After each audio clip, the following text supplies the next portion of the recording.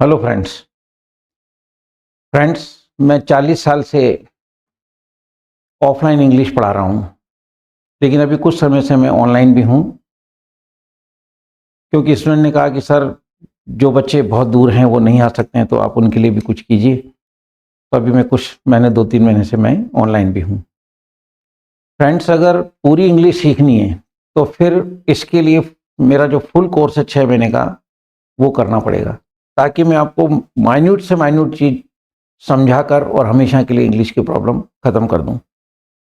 लेकिन जब competitive exam की बात आती है तो स्टूडेंट कहते हैं कि सर, कुछ ऐसा कोर्स तैयार करो जिसमें हम लोग मतलब जना केवल कॉम्पिटिटिव एग्जाम्स को क्रैक कर पाएँ।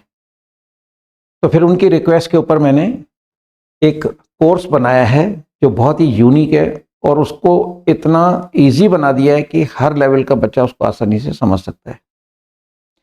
फ्रेंड्स, एग्जाम कोई भी हो, लेकिन मेरा ये मानना है कि पहले बेस थोड़ा बनना जरूरी है।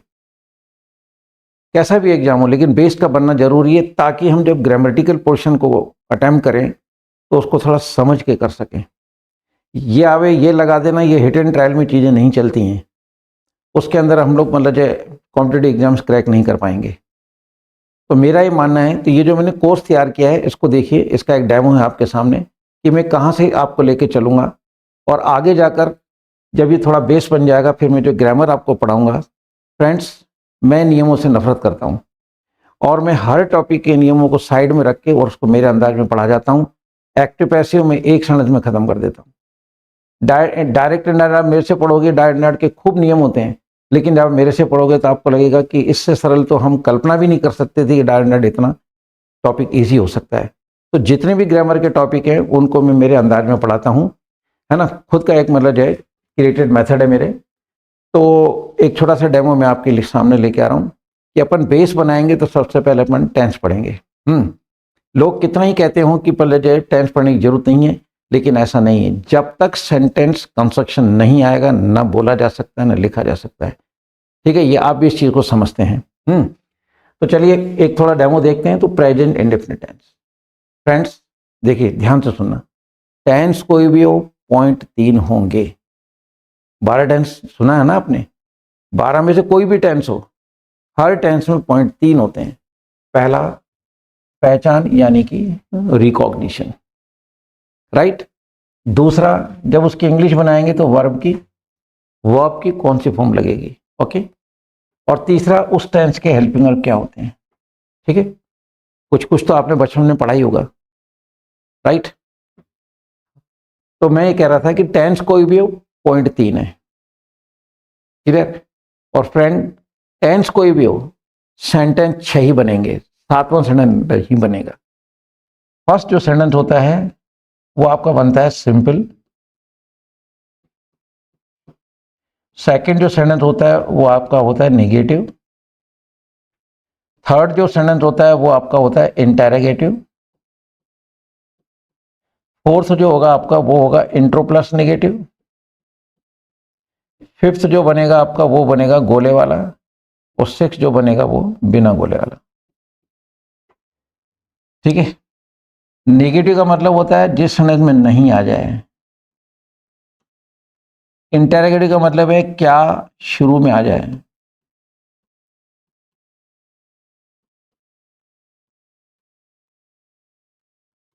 राइट। इंट्रो नेगेटिव का मतलब है जिसमें क्या प्लस दोनों शब्द आ जाएं, है ना। क्या प्लस नहीं। ठीक है, गोले वाला जो है ये 4 शब्द होते हैं। विच, whose, how many,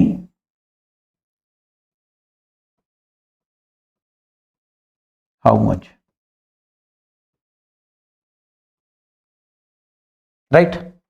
इन 4 पे मतलब जो है मैंने, ये मेरी टर्मिनोलॉजी है खुद की पढ़ाने की, तो इसके अंदर मैंने ऐसे इनके ऊपर गोले बना रखे हैं। इनको मैं कहता हूं 4 शब्द गोले वाले।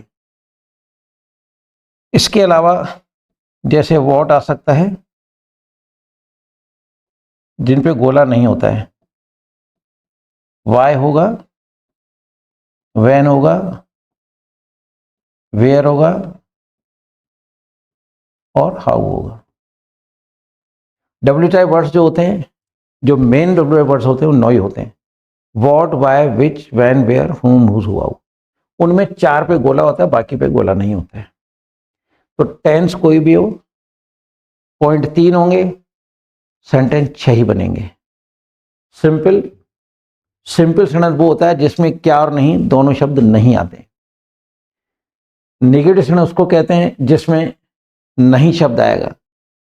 माँ खाना पकाती है, सिंपल है। माँ खाना नहीं पकाती है, नहीं आ गया, नेगेटिव है। क्या माँ खाना पकाती है, अगर क्या शुरू में आ गया, इंटरोगेटिव है। अगर क्या और नहीं दोनों आ गए, क्या माँ खाना नहीं पकाती है, इंट्रोनेगेटिव है। और इनमें से किसी की, है ना, इनमें से किसी का आता है, जैसे, है ना, विच का मतलब होता है कौन सा, मात्रा कोई भी हो सकती है, कौन सा, कौन सी, कौन से। हुज किसका। हाउ मेनी, हाउ मच, इन दोनों की हिंदी होती है कितना, दोनों की। ठीक है। हाउ मेनी संख्या के लिए लगता है, हाउ मच मात्रा के लिए लगता है, जिसको अपन गिन नहीं सकते। व्हाट का मतलब पता ही है क्या, वाई क्यों, व्हेन कब, वेयर कहाँ, हाउ का मतलब कैसा। तो प्रेजेंट इंडेफिनिट टेंस की बात कर रहे हैं, कितना आसान है। पॉइंट 3 है कि प्रेजेंट इंडेफिनिट टेंस के हिंदी वाक्य की पहचान क्या होगी, उसकी जब इंग्लिश बनाएंगे तो वर्ब की कौन सी फॉर्म लगेगी और उसके हेल्पिंग वर्ब क्या होते हैं। क्लियर, आपके सामने है। तो हिंदी का ऐसा क्षण है जिसके एंड में ता है, तिये ते हैं आ रहा है, वो प्रेजेंट इंडेफिनिट टेंस कहलाएगा। राइट। माँ खाना पकाती है, ती है आ गया। बच्चे फुटबॉल खेलते हैं, ते हैं आ गया। है कि नहीं। पापा ऑफिस जाता है, ता है आ गया। तो जिस हिंदी क्षण के एंड में ता है, ती है, ते हैं आएगा, वो प्रेजेंट इंडेफिनिट टेंस कहलाएगा। ऐसे क्षण की इंग्लिश बनाने के लिए आपको वर्ब की फर्स्ट फॉर्म लगानी है। उसमें एस का भी एक ऑप्शन है कि एस कब लगेगा। फिर इसके हेल्पिंग वर्ब क्या है, डू डज। डू का प्रयोग करना है प्लूरल आई और यू के साथ, डज का सिंगुलर के साथ। ये है प्रेजेंट इंडेफिनिट टेंस की मेन बात। गहराई में भी जाने की जरूरत नहीं, क्योंकि इसको मैंने डिजाइन ऐसा किया है कि केवल कॉम्पिटिटिव एग्जाम जो है वो आपका क्रैक हो जाए। क्योंकि गहराई में जाने के लिए तो फिर मेरा फुल कोर्स जो है 6 मंथ का वो पढ़ना पड़ेगा। फ्रेंड्स, मेरा पिछला 40 साल का रिकॉर्ड है कि जो भी बच्चे ऑफलाइन आए हैं उन्होंने 6 महीने का कोर्स किया और उसके बाद उन्होंने किसी भी लेवल का एग्जाम दिया हो, तो उसमें जो इंग्लिश का पोर्शन है, आज तक 40 ईयर्स के लॉन्ग पीरियड में एक बच्चा फेल नहीं हुआ है। क्योंकि मैं इतना बेस साउंड कर देता हूं और इतना मैन्यूटली पढ़ा देता हूं कि इस बच्चे मतलब जो है ना, कभी भी अगर बिना पढ़े भी चले जाएं तो मतलब कॉम्पिटिटिव एग्जाम्स बिना पढ़े भी वो क्रैक कर सकते हैं, वोकेबुलरी को छोड़ के। जैसे सिनोनिम्स हैं, एंटोनिम्स हैं, वन वर्ड्स हैं, तो वो तो याद करने के होते हैं। उस मतलब वोकेबुलरी पोर्शन को छोड़ के, क्योंकि वो तो रटना है, रोज देखने, याद करने हैं। रिमेनिंग पोर्शन जो होता है उसमें मेरा स्टूडेंट कहीं भी, चाहे ड्राफ्टिंग हो, चाहे मतलब ये कैसा भी पेपर हो, वहाँ कभी मार्क नहीं खाता है। और अभी तक मतलब 40 ईयर्स के अंदर ये मेरा रिकॉर्ड रहा है। और स्टूडेंट की रिक्वेस्ट के ऊपर फिर मैंने एक ये यूनिक कोर्स बनाया और इसको इतना ईजी कर दिया है कि आप मतलब जो है इस कोर्स को, ठीक है, पढ़ने के बाद अगर आप ध्यान से पढ़ लेते हैं तो आपके कॉम्पिटिटिव एग्जाम तो क्रैक हो जाएंगे। इसमें कोई, है ना, वो तो क्रैक हो जाएंगे। तो ये इसकी पहचान हो गई। स्टैंडर्ड 6 बनते हैं। अब इसके अपन एग्जाम्पल देख लेते हैं। फ्रेंड देख रहे हैं आप, वही मैंने यहाँ भी लिखा है, पहचानता है तीयते हैं, फर्स्ट फॉर्म लगानी है, डू डज हेल्पिंग वर्ब में, डू लगता है प्लूरल आई यू के साथ, डज सिंगुलर के साथ। अब फ्रेंड देखिए एग्जाम्पल आपके सामने। पहला सेंटेंस सिंपल है, दूसरा आपका नेगेटिव है इस नहीं की वजह से, तीसरा आपका इंटरोगेटिव है इस क्या की वजह से, अगर क्या शुरू में आता है तो इंटरोगेटिव। फोर्थ वन जो है वो इंट्रोनेगेटिव है, ठीक है ना, फोर्थ वन जो है वो इंट्रोनेगेटिव है। राइट, क्योंकि इसमें क्या भी आ रहा है और नहीं भी आ रहा है, इसकी वजह से इस पे ना गोला नहीं है, क्योंकि इसमें ये देखिए कब है, कब पे गोला नहीं है। मैंने पीछे आपको दर्शाया कि ये बिना गोले वाले शब्द हैं, इसमें वहन आ रहा है, देखिए, ठीक है। और which, whose, how many, how much, इन पे गोला है। तो इनका एक एग्जाम्पल आपके सामने, ये कौन सी लड़की। क्लियर। अब प्रेजेंट इंडेफिनिट टेंस के 3 पॉइंट बता दिए मैंने, ये सामने हैं। ताहती पहचान, फर्स्ट फॉर्म लगानी है, हेल्पिंग के डू रह जाए।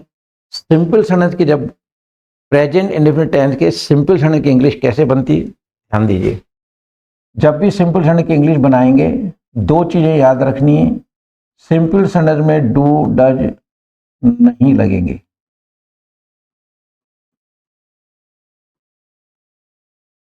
डू डज नहीं लगेंगे। और दूसरा पॉइंट है कि एस या ईएस का ध्यान रखें।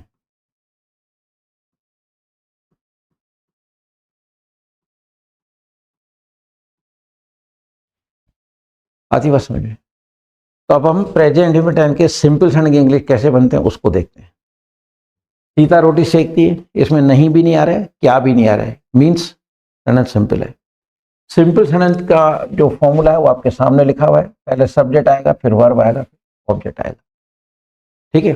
हिंदी के सेंटेंस में लास्ट जो वर्ड होता है उसमें वर्ब होना चाहिए। लास्ट वर्ब जो होता है हिंदी के सेंटेंस में, लास्ट जो शब्द होता है वो वर्ब होता है। अगर आपको वर्ब ढूंढना है तो हिंदी के सेंटेंस में लास्ट वर्ड होता है वो। माँ खाना पकाती है, पकाती है। बच्चे फुटबॉल खेल रहे हैं, वर्ब है आपका। पक्षी सुबह चाय चाहते हैं, चाहते हैं आपका वर्ब है। मैं उसे चिट्ठी लिखता हूँ, लिखना एक वर्ब है। लोग सुबह रामायण पढ़ते हैं, पढ़ना वर्ब है। तो हिंदी के सेंटेंस में लास्ट वर्ड होता है वर्ब होता है। लेकिन जब इंग्लिश बनाएंगे तो पहले सब्जेक्ट आएगा, उसके बाद वर्ब आएगा, और जो नाउन होता है, जो ऑब्जेक्ट होता है, चीज का जैसे कहते हैं हम, वो ऑब्जेक्ट होता है, वो पीछे चला जाता है। तो देखिए सिंपल सेंटेंस है, सीता रोटी सेकती है, डू डज लगाना नहीं है। अब एसीएस का ध्यान रखना है। तो फ्रेंड्स देखिए, ये एसीएस जो है ना, जब सब्जेक्ट सिंगुलर होगा ना, क्या अगर सिंगुलर सब्जेक्ट है तो आपको एसीएस सिंगुलर सब्जेक्ट के साथ, ठीक है, एसीएस सिंगुलर सब्जेक्ट के साथ लगेगा। देखिए इधर सीता रोटी सेकती है, तो सीता, फिर वर्ब आ गया बेक्स रोटी। आप देख रहे हैं इसमें मैंने एस लगाया है। तो प्रेजेंट इंडेफिनिट टेंस का सिंपल सेंटेंस आ जाए और उसमें सब्जेक्ट सिंगुलर हो, पहले नंबर पे वर्ब, दूसरे नंबर पे पहले नंबर पे सब्जेक्ट, दूसरे नंबर पे वर्ब। इस वर्ब में एसीएस का ध्यान रखना है। उसके बाद ऑब्जेक्ट आ जाएगा, यानी जो भी चीज का नाम होगा। इस तरह आप सिंपल सेंटेंस बना लेंगे। जैसे मान लीजिए सीता चिट्ठी लिखती है, या राम चिट्ठी लिखता है, तो पहले राम आ गया। अब लिखता जो वर्ड है लास्ट वो वर्ब है, लेकिन आएगा दूसरे नंबर पे। राम सिंगुलर है तो राइट में एस लगाना पड़ेगा। राम राइट्स लेटर, राम चिट्ठी लिखता है मतलब, है ना। जैसे रमन किताब पढ़ता है, सिंपल सेंटेंस है, रमन सिंगुलर है, वर्ब में एस लगेगा। रमन रीड्स, एस लग रहा है, बुक। आए बात समझ में? और कोई सेंटेंस देख लेते हैं। राधा कार चलाती है, राधा सिंगुलर है, सिंपल सेंटेंस है, राधा सिंगुलर है, एस लगेगा। राधा ड्राइव्स कार, एस लग रहा है अगर सब्जेक्ट सिंगुलर है। तो प्रेजेंट इंडेफिनिट टेंस का कभी भी सिंपल सेंटेंस बनाना हो और उसमें सब्जेक्ट सिंगुलर हो, शब्द चेंज होंगे, लेकिन पहले सब्जेक्ट आएगा, उसके बाद वर्ब में एसीएस लगा देना, उसके आगे ऑब्जेक्ट यानी चीज का नाम। और अगर टाइम वाइम दे रखा हो, daily, today, tomorrow, everyday, morning, evening, है ना, वो लास्ट में आ जाएगा। क्लियर? अब इसका नेगेटिव देखते हैं। सीता रोटी नहीं सेकती है। अब इसमें नहीं आ गया, नेगेटिव है। नेगेटिव में डू नॉट डज नॉट का यूज होगा। हमने यहाँ लिखा हुआ है अगर सब्जेक्ट सिंगुलर है तो डज लगेगा। तो आप देखिए ये नहीं की वजह से नेगेटिव कहलाएगा, और इसके अंदर हमने डज नॉट लगा। नॉट हमेशा हेल्पिंग वर्ब के बाद आता है।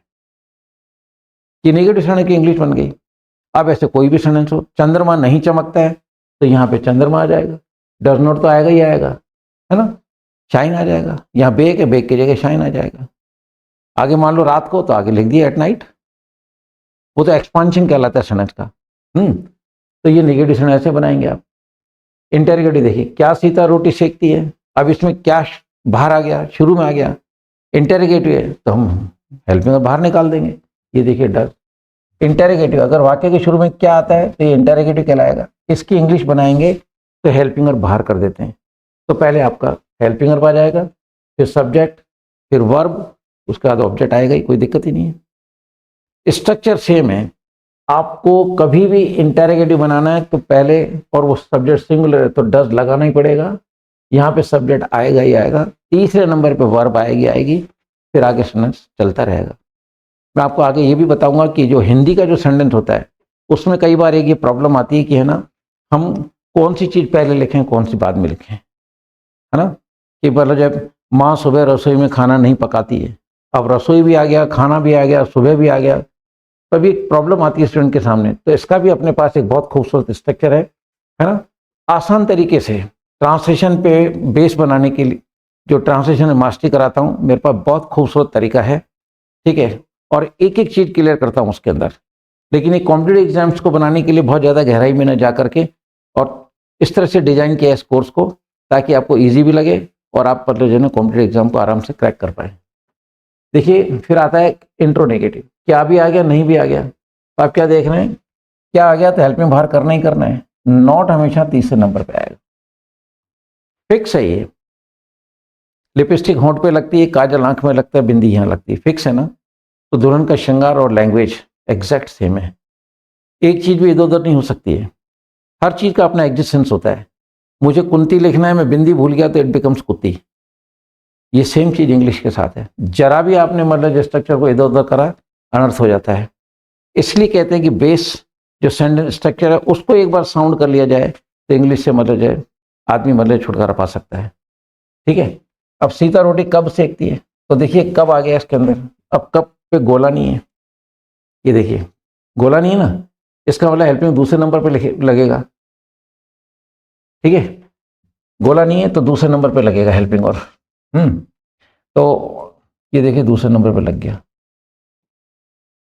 लेकिन इस हाउ मेनी पे गोला है, इसके अंदर अगर जिन पे गोला है उसके ऊपर जब भी हम लोग उसका सेंटेंस बनाएंगे तो हेल्पिंग तीसरे नंबर पे आएगा। इस तरह की चीजें आपको हर जगह नहीं मिलेंगी।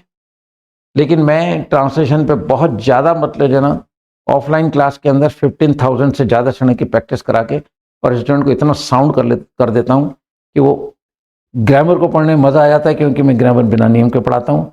एंड मेरा स्टूडेंट है ना वो बहुत कंफर्टेबल महसूस करता है, बिना नियम के बिना ग्रामर के कोई उनको कोई नियम रटना नहीं है, ठीक है? वो मेरा ऑन क्रिएटेड मेथड है और स्टूडेंट मान लीजिए एंजॉय माई टीचिंग। तो आप देख रहे हैं कि ठीक है, सॉरी यहाँ पे मैं ये देखो ये गोला है, ये थर्ड नंबर पे लग गया, ठीक है? इसकी भी बात कर रहे हैं अपन, ये बाद में बात करते हैं अभी।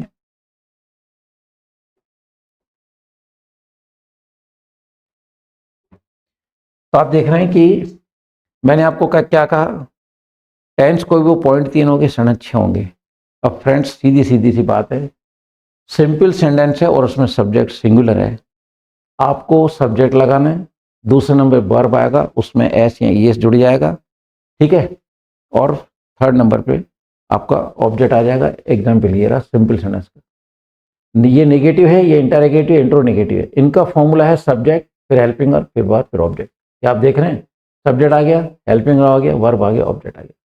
वो अलग कहानी है कि थर्ड और फोर्थ जो सेंटेंस होता है वो इंट्रो और इंट्रो नेगेटिव होता है, तो उसके अंदर हम लोग मतलब है ना ये हेल्पिंग बाहर कर देते हैं। एग्जाम्पल आपके सामने, तो अगर आप ये अकेला सेंटेंस माइंड में सेट कर लेते हैं तो प्रेजेंट इंडेफिनिट टेंस का सिंपल सेंटेंस जिसमें सब्जेक्ट सिंगुलर है उसके सेंटेंस बिल्कुल ऐसे बनेंगे जो आपके सामने है।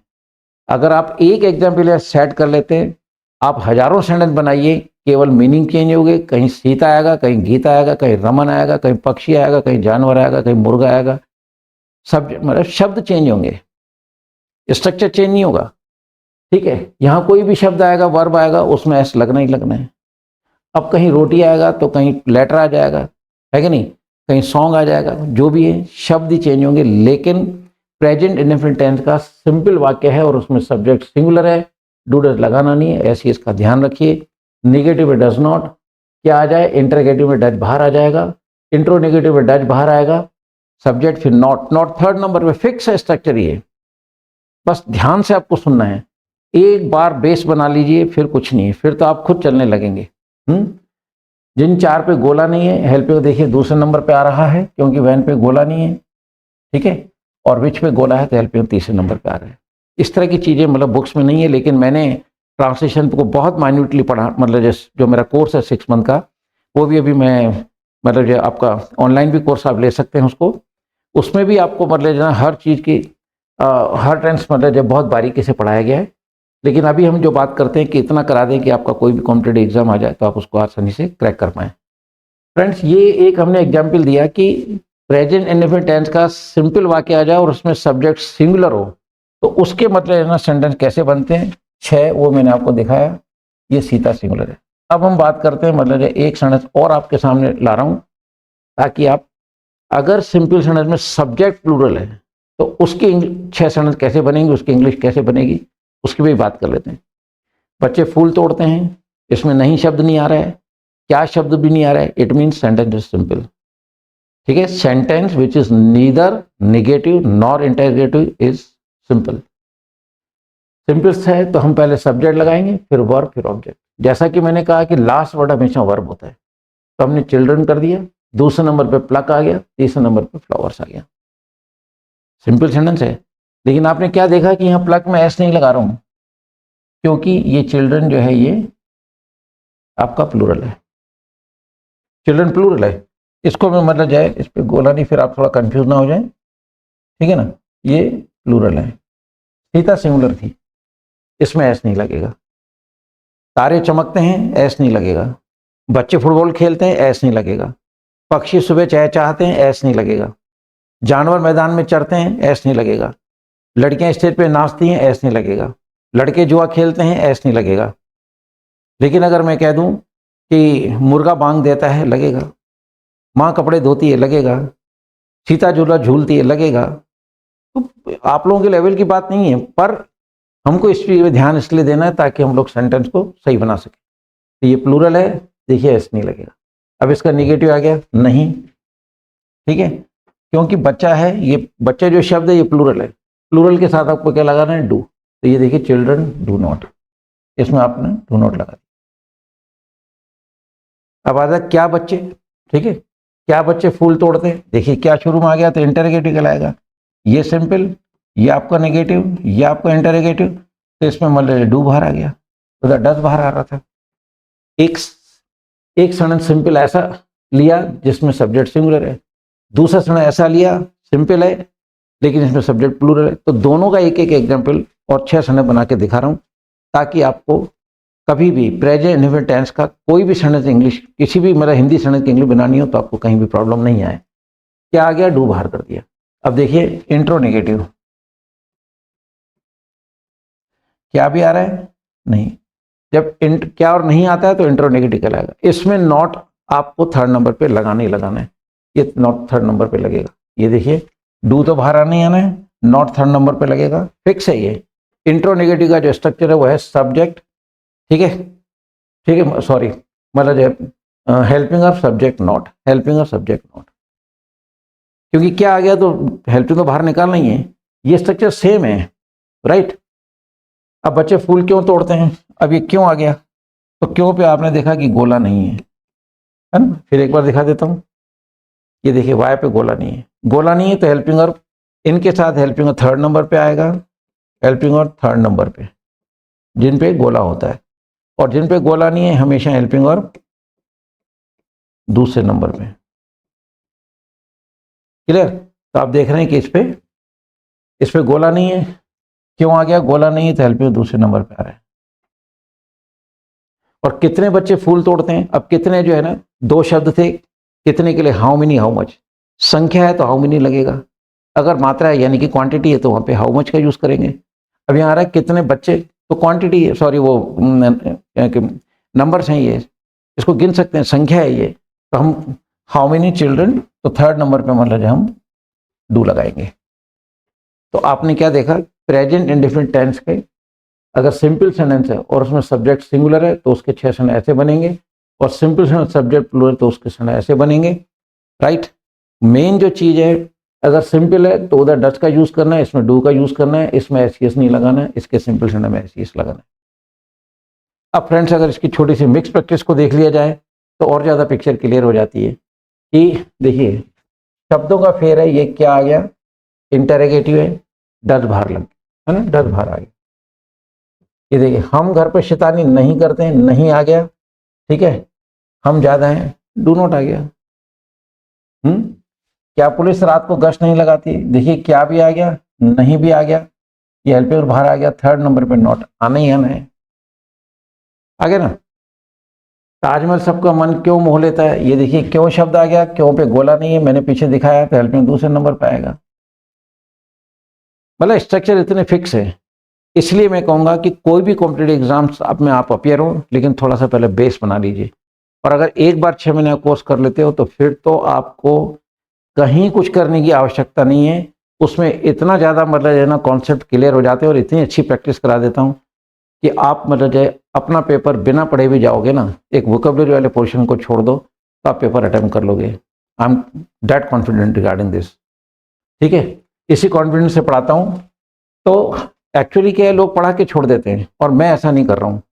मैं कॉम्पिटिटिव एग्जाम्स में भी इस तरह से आपको हर टेंस के, ठीक है, पहले एग्जाम्पल समझाऊंगा, फिर आपको इस तरह मिक्स प्रैक्टिस में आपको समझाऊंगा कि इनकी इंग्लिश कैसे बनती है, फिर मैं आपको ऑनलाइन भी ढेर प्रैक्टिस दे रहा हूँ अलॉन्ग विद आंसर की। फिर आप उनकी मतलब जो इंग्लिश खुद बनाइए, आंसर की चेक कीजिए, और धीरे धीरे मतलब जो कॉन्फिडेंस आता जाएगा। जब हमारा ये सेंटेंस कंस्ट्रक्शन स्ट्रॉन्ग हो जाता है तो फिर तो बात ही खत्म हो जाती है। हम फिर मतलब we will never feel handicapped anywhere. ठीक है, तो देखिए सब लोग सर्दी में बुरी तरह से कांपते हैं, सिंपल सेंटेंस है, लेकिन सब लोग ज्यादा है तो देखिए शिवर में एस नहीं लगे। सिंपल में सब्जेक्ट प्लूरल एस नहीं लगता, पीछे दिखाया मैंने आपको। पर ये मिक्स है, तो मैं बता रहा हूँ कि आपको किस तरह से मतलब ये सब्जेक्ट जो है, सॉरी सेंटेंस है, इनकी मतलब इंग्लिश कैसे बनानी है ना। प्लस हिंदी के क्षणों को समझना है। यह बच्चा स्टेज पर हकलाता है, सिंपल सेंटेंस है, लेकिन बच्चा है तो देखिए यहाँ पे एस आ गया, क्योंकि सिंपल में अगर सब्जेक्ट सिंगुलर होता है तो वर्ब में एस लगता ही लगता है। पीछे मैंने आपको अलग से एग्जाम्पल देखा है, ये मिक्स प्रैक्टिस है। किसकी पत्नी राम को वनवास देती है, अब किसकी, किसका, किसकी, ठीक है, इस पे गोला है, राइट। तो हेल्प में थर्ड नंबर पे आएगा, ये देखिए थर्ड नंबर पे आ रहा है, क्योंकि हुज पे गोला है। Which, whose, how many, how much, ये जो मैंने आपको पीछे शब्द दिखाए, ये 4 ऐसे शब्द हैं, ठीक है। ये which, whose, how many, how much, इन पे गोला मतलब माना गया है। मेरी मतलब टर्मिनोलॉजी पढ़ाने की, मेरा स्टाइल है पढ़ाने का। इन 4 को माइंड में रखिए आप हमेशा। इनका जब भी आप क्वेश्चन बनाएंगे, टेंस कोई भी हो, हेल्प में थर्ड नंबर पे आएगा, मतलब आएगा। फिर आता है कितने लोग खाना खाने के बाद डकार लेते हैं, तो कितने के लिए फिर देखिए गोला है ये, तो देखिए फिर मतलब लोग ज्यादा हैं, लेकिन थर्ड नंबर पे आएगा, डू आएगा। इसमें देखो डज आ रहा था क्योंकि किसकी पत्नी, तो वाइफ सिंगुलर है इसलिए डज आ रहा है, पर आएगा थर्ड नंबर पे क्योंकि गोला है ना। कितने लोग, तो हाउ मेनी पीपल, ठीक है, लेकिन ये प्लूरल है, डू आएगा, लेकिन आएगा थर्ड नंबर पे। ये देखिए राम रावण का वध कर देता है, सिंपल सेंटेंस है। अब सिंपल में डू डर लगेगा नहीं, पीछे दिखाया मैंने आपको। ऐसी ऐसी इसका ध्यान रखना है। राम सिंगुलर है तो वर्ब में ऐसी इस लगेगा ही लगेगा, है ना। हम सुबह सुबह खेत में खरपतवार करते हैं, सिंपल सेंटेंस है, बट सब्जेक्ट इज प्लूरल, हम, इसमें ऐसी इस नहीं लग रहा है, देखिए आप। तो फ्रेंड्स आप क्या देखते हैं, ये मैंने एक आपको मतलब जो है ना एक टेंस का डेमो शो किया है, ताकि आपको समझ में आ जाए कि पढ़ा के छोड़ने से कुछ नहीं होता है। जब तक हम उसकी अच्छी प्रैक्टिस नहीं करेंगे, by then not possible to crack any competitive exam. मैं तो इसलिए मैंने ये एक यूनिक मतलब जो है ना एक मतलब जो सिलेबस डिज़ाइन किया है, जिसमें कैसा भी कॉम्पिटेटिव एग्जाम हो उसके अंदर बेस बनाते हुए, और मैं हर टॉपिक अपने अंदाज में पढ़ा जाता हूँ, और नियमों को एक तरफ रखते हुए, ठीक है। तो इससे आपको हमारा कॉम्पिटेटिव एग्जाम में बहुत हेल्प मिलेगी। आई एम डेड श्योर कि अगर आप मेरे इस कोर्स को लेते हैं और आप इसको ध्यान से सुनते हैं, तो आपको बहुत मतलब जो है एक तरह से अच्छा फील होगा कि हमने सही जगह मतलब जो है एक आदमी को पकड़ा है, राइट। और अगर बिल्कुल माइन्यूटली पढ़ना है तो फिर मेरे 6 मंथ का जो कोर्स है उसमें जाइए।